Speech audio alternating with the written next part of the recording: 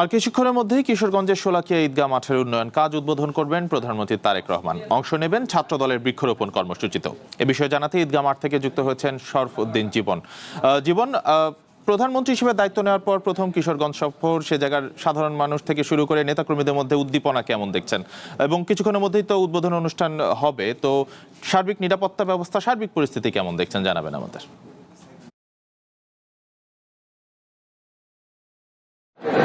আমি যদি বলে রাখি, আজকে প্রধানমন্ত্রী যে প্রথম সফর কিশোরগঞ্জে, সকালে কিশোরগঞ্জের পাকুন্দিয়া উপজেলায় সে পোনা মাছ অবমুক্ত করেছেন। এরপরে কিন্তু মৎস্য পক্ষ উপলক্ষে যে প্রোগ্রাম ছিল, সেখানে মৎস্য চাষীদের সম্মাননা প্রদান শেষে উনি কিশোরগঞ্জের শোলাকিয়ার উদ্দেশ্যে কিন্তু রওনা দিয়েছেন।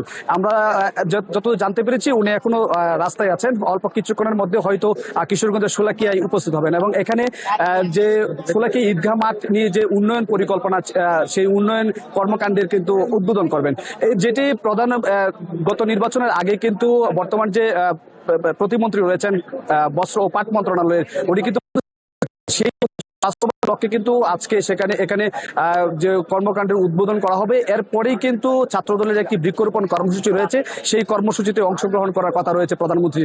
তারপরেই কিন্তু কিশোরগঞ্জের যে পুরাতন স্টেডিয়াম রয়েছে, সেখানে যে প্রোগ্রাম ফ্যামিলি কার্ড বিতরণ, সেই প্রোগ্রামে উদ্বোধন করবেন। একই সাথে যে ধর্ম মন্ত্রণালয়ের একটি প্রোগ্রাম রয়েছে, যে তাদের যে সম্মানী ভাতা, সেটিরও কিন্তু উদ্বোধন করবেন প্রধানমন্ত্রী, এবং সেটি কিন্তু কিশোরগঞ্জ থেকে সারা বাংলাদেশের উদ্বোধন কার্যক্রম হবে।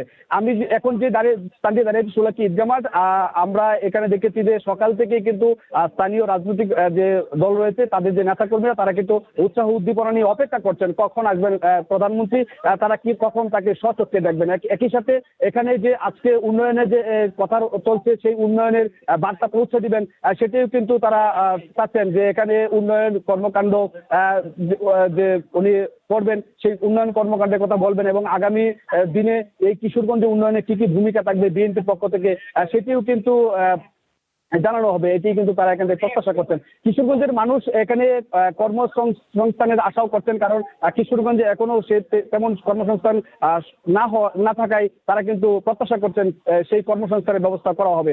তো কিশোরগঞ্জের শোলাকিয়া ঈদগাহ মাঠ থেকে আজকে প্রধানমন্ত্রী তারেক রহমানের যে প্রোগ্রাম, সেটি ছিল এখনকার মতো সবশেষ তথ্য।